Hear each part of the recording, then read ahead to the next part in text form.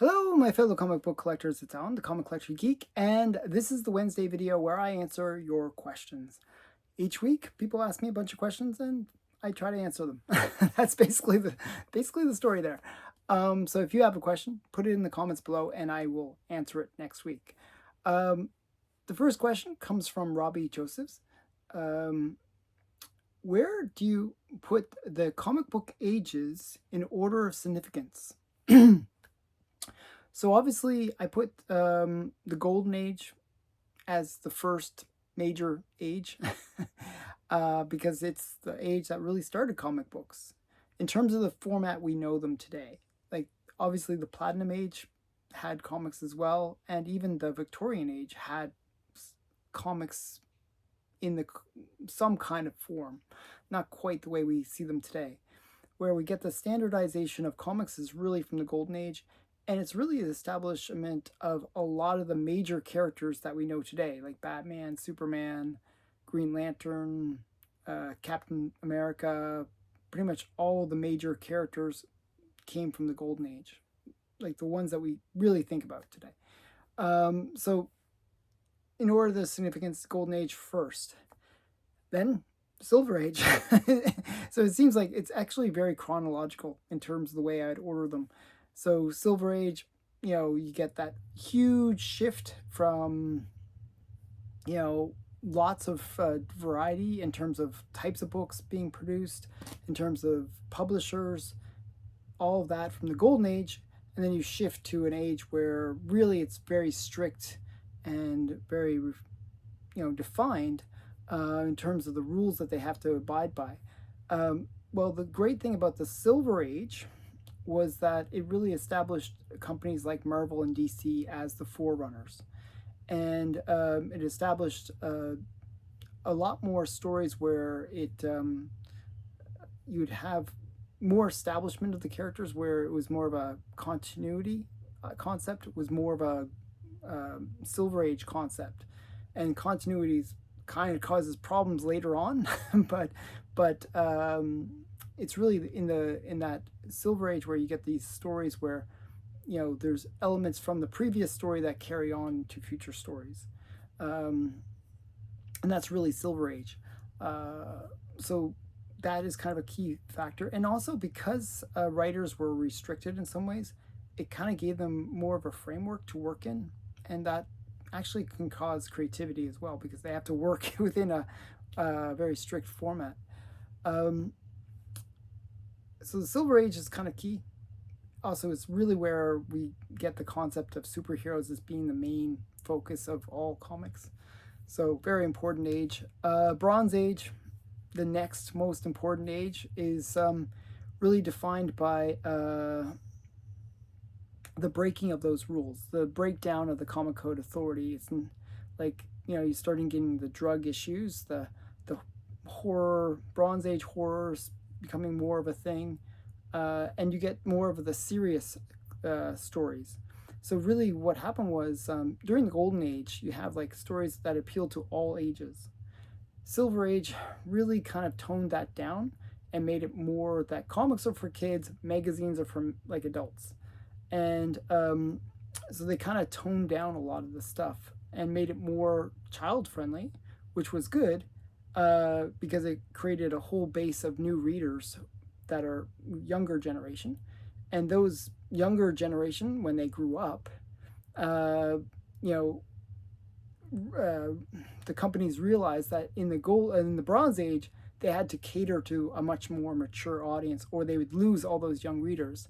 So Bronze Age really was, keeping up with their readers and just keeping them engaged by having content that appealed to older audience. Now, for me, the Copper Age, which is next, and really, I do see it as chronological in terms of how things get worse. I don't know, it sounds bad, but Copper Age is more of an experimental age where you have like indie publishers really becoming the dominant force. You think of like Teenage Mutant Ninja Turtles and all the independent publishers that were kind of appearing in the Copper Age. That was kind of a cool age for that. The Plastic Age, which is for me the next age, which is the 90s books. That's where the strength of both Marvel and DC were kind of were waning. Marvel actually went bankrupt during the 90s, and almost went defunct. Fortunately, it survived. But you had companies like Image and Malibu really starting to grow and, add variety to the marketplace. So it was a kind of interesting time. It was really a boom in terms of the overall market. You had huge, just massive amounts of books being produced. And it created a new breed of collectors that really bought many copies, not just one copy and keeping it safe, many copies. And that was something that really was a 90s thing. You get into the digital age, which is for me the next age after the Plastic Age, which is early 2000s. And that was sort of another dying age. And the early 2000s represented where you start getting things that are comic books moving online, people reading more online. You get comics that offered actually a digital copy within the comic. You get like a barcode that you could go read that comic online. You also get smaller print runs, really small print runs within the early 2000s. Moving forward to this generation, the modern era of comics, which I really see as the AI age that we're moving into. You're getting like really digital art and AI generated art and generated stories even, which is kind of scary. But that's going to become a bigger and bigger part of this current age that we're in. But to me, each age, if you order their significance, it's kind of that waning of the popularity of comics as we know them. So really the Golden Age formed that concept of comics. Silver Age tried to reformulate it to kind of survive. And then each generation was kind of like, just how can we survive? How can we survive? And really the concept of comics has changed a lot over those eras, and not necessarily for the better. So, I do see comics surviving, but what you see in this modern era is actually, and it's an important era. It's not as like, I'm not saying it's like, just because it's the last era and I put it lower on the list in terms of significance, it doesn't mean that it's not as, like, it's not important. It is important to understand, because what we have now is we have this digital era and with AI, and we also have a rise of sort of the Kickstarter. Like this is like sort of the AI Kickstarter era, where a lot of independent creators are now able to produce comics and not have to worry about the standard distribution channels that you needed to go through in order to get your books out there or ideas out there. And it's an era that could actually lead to a new golden age and could become one of the kind of more important eras if it goes well, if it all works out. But we won't really know until this era sort of runs its course a bit more. So a little bit hopeful, because I do see there is potential there, but I'm not, I'm not going to say one way or another until this era. I'm not going to try to do the crystal ball thing and say, oh, this era is going to be the era that, revigorates comics and becomes the most important era of all the eras. I don't think that's the case, but I do think it's I'm just wanting to kind of stress that each era is, though maybe less significant than the previous, it doesn't mean that it's not significant. That's really all I was trying to suggest. So I hope that makes sense. Hopefully you understand that I kind of break the eras down a little bit differently than most people do. I kind of see these, like the modern era, as being really comprised of plastic age, digital age, and this AI age. So these last three things, and then there'll be a new modern era after that. So it'll be interesting. Or we're all in just some weird virtual reality, probably. Um, so, okay, next one comes from Archivist Adrift. A lot of the appeal of some covers is the logo and trade dress. Some of my favorites include the logo for Early Planet comics, which had the rivety ones. Those are really cool, actually. Western Adventures, Weird Science, and though I don't have any yet, I'd really like the trade dress of early 70s 20-cent DC comics. Can you show 10 books whose trade dress is the big reason you added them to your collection? Okay, I'm going to show a few, probably more than 10. I think it's 12, actually. This first one, if you know me, you'll understand why this is one of the ones I added. This is the trade dress was the thing that caught my attention.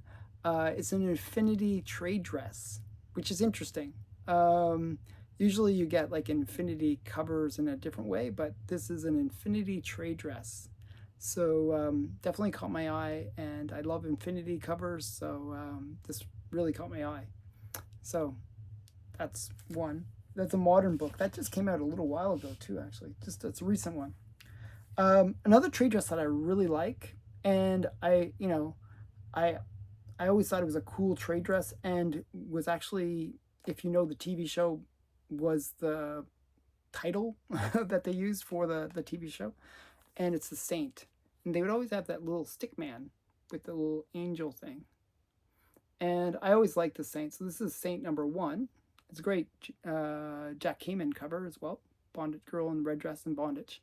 But I really like this trade dress as well. It's not the reason I bought it, but I do like it.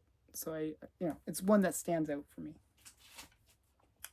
Another one that I really like this trade dress, and it is something that kind of caught me, and made me interested in buying these ones. This is Cowgirl Romances, and you got this girl on the sea, a little cow over there. She's wrangling, and yeah. So this is just another one I really like.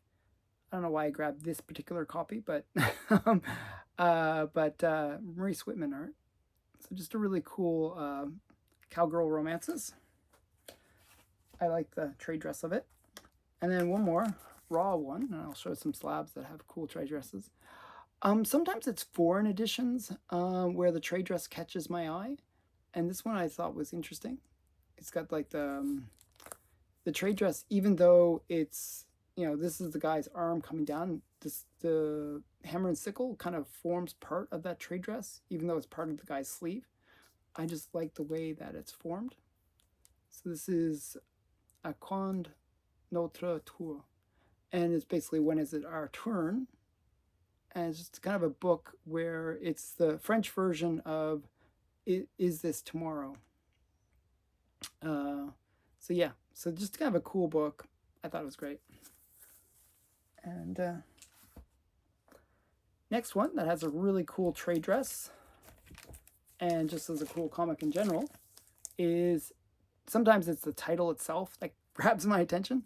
And this is like Daredevil battles Hitler. It's got like explosions in the trade dress. It's kind of fun. I don't know. I kind of like it. Not as, again, there's more reasons why I bought it than the trade dress. Trade dress is kind of lower on the reasons, but the title does grab me. So if that makes sense, to be a reason. Okay, the next one is another one that the trade dress is really, really big. And in this case, it actually really works. It's Reformed Schoolgirl.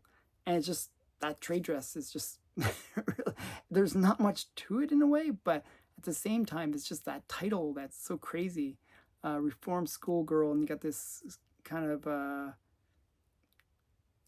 questionably moral girl on the side of it. You know, if you think about this, this is a terrible cover. Like, really, it is. It's got a huge text blurb. It's got this reformed schoolgirl thing. It's not a great cover in a way, but it's a great cover. And what I mean by that is that you got this girl being like just very seductive and interesting, and the title kind of is like a like juxtaposition to it, where you got like, you know, innocence of reformed schoolgirl, which was, you know, maybe she's being reformed into being a good girl, but you know, it's just such an interesting one, and you know, it offers a lot of titillation and curiosity. So I think that's a great trade dress. Sometimes for me, the trade dresses can be very subtle in terms of just being different. Like, so many of the trade dresses, it's just like the title. It's like literally a title. This one, you know, it's Lady Luck, and I like the fact that they put these little 4-leaf clovers into the trade dress. So I kind of like that one. So, you know, it's one that I like. Okay, so very simple. This next one, maybe something about, again, title / something about the trade dress kind of got me, is Mr. Mystery. I like this little dude, this little Mr. Mystery guy in part of the trade dress. And yeah, it's not a very complicated trade dress, but I kind of like the little dude. And yeah, it got me. I ended up buying the whole collection of Mr. Mystery, so I must have liked it.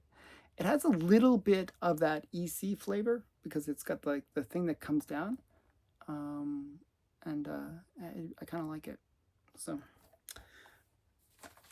hopefully you guys agree on these ones. There's other ones that I wanted to find as well, but I'll explain that in a minute. But here's another one. This is, again, a title, but also the trade dress kind of grabs you in a way. Because it's sort of like almost like negative space in the way it works, because the white goes into the red. And the title itself is just so crazy, and you got this girl on it. It's, again, that just that contrast between the title and the imagery. It just really grabs me. So I always thought this was a good one. Now, this next one is kind of representative of something else that I really like. So one of the books that I was trying to find and I couldn't find, and it was driving me crazy to find, was Hulk Annual #1, where the Hulk is literally got, like, he's doing like the Atlas thing where he's got the trade dress kind of crushing him down, and it's a cool trade dress and cover. So that is one where the trade dress is a good reason to buy the cover or buy the comic. I couldn't find it. I was like, I know I have it. It's just somewhere mixed in, and I have no idea where I put it. So I had a little bit of problem finding a bunch of the books in the ones I'm showing today, which drove me crazy. But this is kind of that same concept where there's action happening across the trade dress, and I do like that. In this case, it's the creepy guy's shadow that's going across the trade dress, and I really like that kind of almost breaking of the trade dress to have more of the story being told. And I kind of really like that. So, okay, so you know, some other ones would be like where they're like smashing the trade dress. A good example of that, and I didn't bring it, is there's a Lois Lane one where she's ripping apart the it's like Superman's girlfriend, Lois Lane, and she's ripping down, like, she's all upset with Superman, so she's ripping that down. There's some pretty cool ones like that. And then here's another one. I mentioned it earlier that I really do like the EC trade dress. You know, Vault of Horror, you know, Weird Science, all of those EC trade dresses I've always liked. I just think something about the way that, you know, this title that comes down the side and just the format is just, I don't know, really appeals to me. So yeah, so EC ones are very iconic trade dresses. So again, none of these are being bought because of the trade dress, but the trade dresses are ones that I like, if that makes sense. This last one is another trade dress that I always thought was really cool. And there's a bunch that are similar. One sec here, gotta get it out of the plastic. And it's Mystery Men. So Mystery Men comics. This is from Fox. I just like the way that they put the little squiggly lines inside. It's almost like the letters are being electrified. There's a better title that's kind of got this more, which is Science Comics, also by Fox, that I feel like has that kind of sciencey or mad sciencey feel. But I do like this trade dress as well. And these Mystery Men comics were really, really cool covers as well. This is Joe Simon art. So yeah. Okay. So those are 12. I know you asked for 10, but I give you bonus 2. Because I couldn't find the one I was looking for, which was the Hulk Annual #1. I couldn't find it, so I'll show you some other random books that I thought were cool too. Hopefully you enjoyed. Okay, next question comes from Copycat Comics Collection. I don't believe that I'm the only one that think it would be fun if you live stream your channel preparation for Wednesday and Monday show. I think it would be very interesting, maybe fun to see as you learn how to prepare and search for books you show on those days. No, it would not be fun. You would probably be bored out of your mind. Basically, if you saw me today, I actually spent 3 hours. Like seriously, it was 3 hours of searching through my whole entire collection to find the books that I'm showing you in this video. And it's a lot of me trying to stare at the slabs that are in my little cubbies and, and try to read them, to read the labels. And my eyes are not necessarily the best. So I'm like trying to read the labels, trying to find something. I'm going through, pulling things out, putting things back, pulling things out. It's just not super interesting. It'd be really hard to film anyways. And the sad thing is I couldn't even find two of the books that I really needed to show in this video. It drove me crazy, and I still don't know where they are. So yeah, I was very sad about that actually. So yeah, so it wouldn't be that interesting. You can tell me, people in the comments below, tell me, you know, I could do a live stream and just have a video camera there and you can see me just poking around. If you guys actually think that's interesting, tell me. Tell me and put it in the comments below if you actually think it would be interesting watching me dig through the comics and making a big mess of my room, which I have done again for making this video. Okay, so for now, no. But you never know. You never know. Maybe in the future, if you guys are really, really bored and want to watch me do that, maybe. Next question comes from Jerry Wilson. Could you show your collection of Nickel comics and Bulletman comics? So that was what caused the problem. I was actually searching for my Nickel comics #1 because I have it. I just don't know where it is. I was looking everywhere for it. And there's another Nickel comics that I'm looking for. I think they're together. I just don't know where they are together. I just thought of one last place where they could be. I'm gonna pause the video. Nope. I searched. So the place that I thought, oh, maybe there's one last place. Nope, not there either. I don't know. I'm not sure where my Nickel comics #1 is. So it's gonna drive me crazy. But I'll show you the rest of the collection. because there's Nickel Comics and one other one that I have graded that's a Nickel Comics. I'm going to show you, since I didn't show Nickel Comics #1, I will show Master Comics 13, which is the first appearance of Bullet Girl. So I just figured this is kind of like to make up for the fact that I didn't have my Nickel Comics #1 handy. I have no idea where it is. It's not where it should be. So yeah, so that's Master Comics. And then I'll show you a bunch of Nickel Comics. So we're going to start out with, one sec here, I got to organize these, so a little bit disorganized. Nickel Comics #3. And I think my #1 and 2 are together, I just have no idea where they are. So Nickel Comics #3. Nickel Comics #4.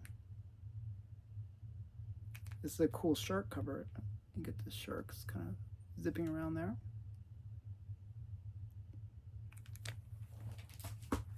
And then we have Nickel Comics #6, where he's gone through the dam and flooding the tanks and all that kind of stuff. It's like here, I'll zoom in a bit so you can see it a bit better. And we have Nickel Comics #8. He's using a shield.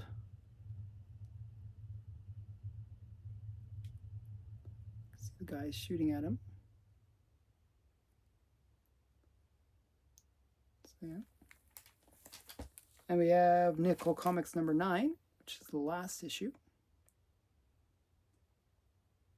He's like diverting an explosive train cart. And then I'll show you some Bulletman. So we have Bulletman 15. It's kind of like it's got Bullet Girl and Bulletman there. It's a great cover. And then we have Bulletman 16 with Bullet Dog. Oh, sorry, Bulletman 10. I read it wrong. This is actually the first appearance of Bullet Dog. So I showed you first appearance of Bullet Girl and Bullet Dog. So that's cool. And then we have 16. This is 16, which is the last issue. And I have a few graded copies. We have Bulletman #5. And another one I couldn't find is my Bulletman #1. I have no idea where it is. I think I'm worried that it got lost in moving to this house, which is really sad. It's a really cool comic. Still can't find it. And we have Bulletman #2. Another great cover. And we have Bulletman #14. And they get the whole Bullet family. And so that's my Bulletman and Nickel Comics, except for the 3 or 4 that I'm missing that I can't find. It drives me crazy. And that's what I was searching for 3 hours. I was looking everywhere to find them, but could not find them. They're somewhere. They're somewhere in this room. I almost feel like I wish I had a bigger room, like almost like a gymnasium, and I could just take out all the stuff and then organize and then put the stuff back in. That'd be my ultimate dream. Then I could find stuff. So frustrating. But I tried, Jerry. Okay. Canon Jack wrote, question for next week. As someone getting into comic collecting, and specifically Golden Age collecting, how would you go about it? And how would you start your collection? It would be cool to see one of your first major books that you bought. Okay, I'm going to show the first major book, and then I'll get into how to start in the Golden Age. So here's the first major book that I bought for Golden Age, and it's my All-Star 8. If you're gonna start big, start big. This is a pretty big book. It's first appearance of Wonder Woman, so I started really big when I got into Golden Age. There was other books that I bought before this, but this was really the one that said, made me think, hey, I can get anything. If I can get this, I can get anything. So this one really is like, for me, the motivator or driver to go after a lot of the bigger books that are in my collection. So All-Star number 8, first appearance of Wonder Woman. Okay, now if I was starting from scratch and maybe this is a good way to think about it, how would I go about getting into Golden Age comics? So one of the things that I did, and I did this really early on when I got back into collecting, in seriously collecting. Like, I had been picking up little books in, here and there, all like since I've been a kid, actually, for like last 30, 40 years. But I kind of didn't go all out until about 2017, 2018 era. And then I really kind of ramped up my collecting and bought just crazy amounts that you see every week. So one of the things that I did, though, when I first got back into, I want to make an awesome collection, that was my goal, was I created a list. And what I did was I said, okay, what things am I interested in? And really one of the big things for me was first appearances. I really love my first appearances. I think it's cool to have that sort of, piece of history where you say, oh, this is the first time this character was ever used. For me, that was a big thing. Later on, some of my collecting goals changed, but that was the big driver. So when I created my list, I said I put Wonder Woman on the list. I put Batman, Superman, all the characters that I could think of, and where their first appearances were. Okay, not very realistic in some ways because Action 1, Detective 27, all these big books that you have to get. But put them on the list. And so I created a list like that, and then I created a list of covers that I liked. And I said, okay, I like these covers. Good example of that would be Chamber of Chills 19. Like a cool, I really love that cover. And so I created kind of a list of all those thingies, right? And so that's kind of one approach that I did. And then I sort of said, okay, what would these books cost, and how much would I really want to spend on them? Okay. That way I could sort of plan out which were targets of opportunity and which were kind of maybe future when I win the lottery targets of opportunity. So that was kind of one of the approaches that I took. And sometimes actually books that I didn't think that I would get, actually I got earlier than ones that I thought would be easy to get, which is the kind of the weird thing. Sometimes it doesn't quite always go to plan, right? So what I would recommend is kind of do something similar. Pick your battles. What is it that you like to collect? Do you like pre-code horror? Do you like good girl? Do you like romance? Do you like crime? Pick which thing you want. Or you can be like me and pick a smorgasbord of things, like random thing. But, try to create that list. And then what you do is prioritize on that list which things would you like to go after.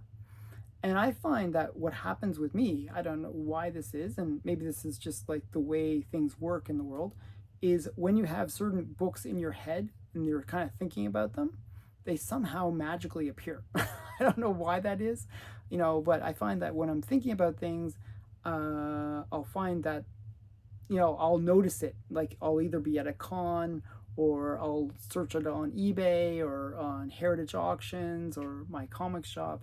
And just because I'm searching for it, it generally, a lot of books will be on one of those places, and you'll find the books that you're looking for.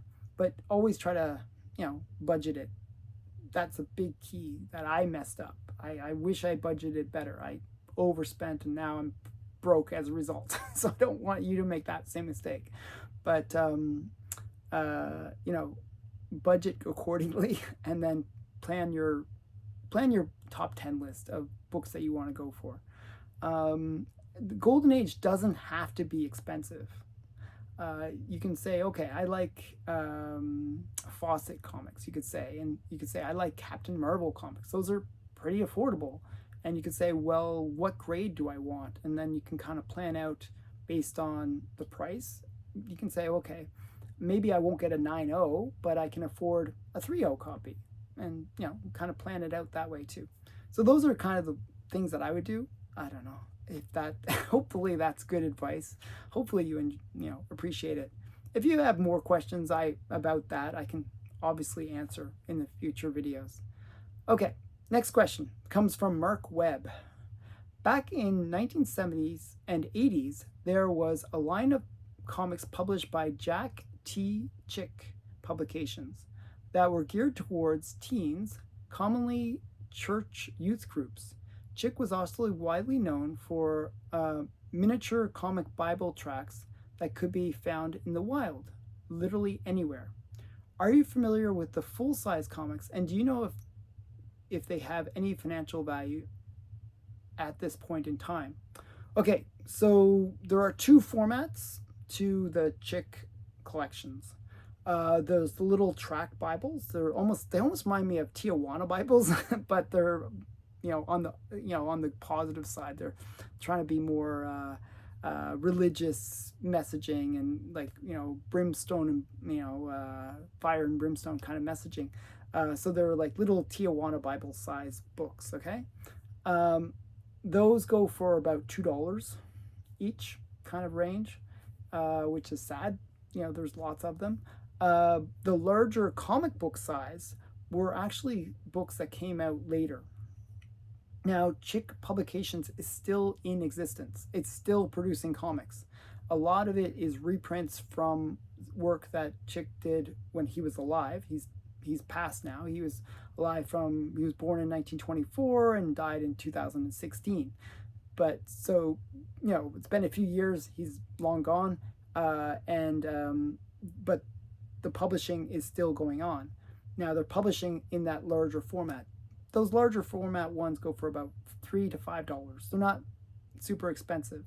One of the reasons for all that why are they so inexpensive? Because they are kind of cool, but why are they so inexpensive? Well, there's 750 million of these comics produced. They produced a lot of them. And they actually produced them in over 100 languages, which is kind of cool. There's that many and that were produced, and they're kind of fun in the respect that they have some really crazy titles like The Fool, The Sissy, The Stinky, The Visitors, Bin Busters, or Sin Busters, I should say. Sin Busters, Someone Goofed, Why is Mary Crying? The Titanic, and it's actually the Titanic. Tiny Shoes, The Only Hope, The Death Cookie. There's like so many titles. He literally produced dozens of titles where it was these little like Tijuana Bible size pamphlets thing. They're interesting. Again, they're not expensive. Personally, I would recommend buying the little ones over the big ones because in a way they're kind of cooler in the respect that they're a little weird, a little weird. Chick was actually kind of an interesting guy. He was very shy. He didn't like to be, front and center and like deal with people. And he found that through art and creating these little booklets, he could really get the message out that he was an evangelical wow, I can't speak today. 3 hours of searching, so bear with me, forgive me. Evangelical Christian, and he really wanted to spread the message, and so he was really gung-ho, and so he may not be the best orator and go out and spread the message that way, but through his art he could really get the message out, and that's what he did. So kind of a cool story about him. Yeah, that's really the pricing on those. I hope that helps. Okay, AG wrote, can you show us your family's top Funko Pops in your collection? Well, most of the Funko Pops are in my daughter's and son's collection. But I'll show you the few Funko Pops that I managed to maintain in my own collection. Like most of my Funkos got stolen by the evil kids that I have. No, they just liked them, so they took them. I'm not going to steal them back, um, but I'll show you some that I have in my collection. Hopefully you'll like them, and they are all exclusive variants. So these are ones that maybe have value. I don't know. I don't really know the value of Funkos that well. So we got the Spider-Man. This is the which is it? The Spider-Man Funko exclusive. You know, it is what it is. Kind of a cool one. And we have the Adam Warlock. You can see, cute little Adam Warlock. And I'm going to just show you my whole collection that I have handy. And we have the glow-in-the-dark Thor, which is fun. And this is the 2018 Summer Convention Limited Edition. So that's cool. And we have the glow-in-the-dark Wonder Woman. This is the Entertainment Earth Limited Edition. And generally the exclusive ones, they are more exclusive. They're not as produced. So they'll generally have lower editions and have some value. And then, but I don't know how much they're worth. I really haven't been up on it. Then we have the Loki, and this is the Funko exclusive. Kind of cool little Loki. I like Funkos. They're really cute. And then we have one more. We have the MODOK, and this is the Funko 2023 Summer Convention Limited Edition. And it feels actually, this one has a bit of weight to it. It's in a special case as well. So those are my Funkos. I actually have more, but they're sort of buried in my basement.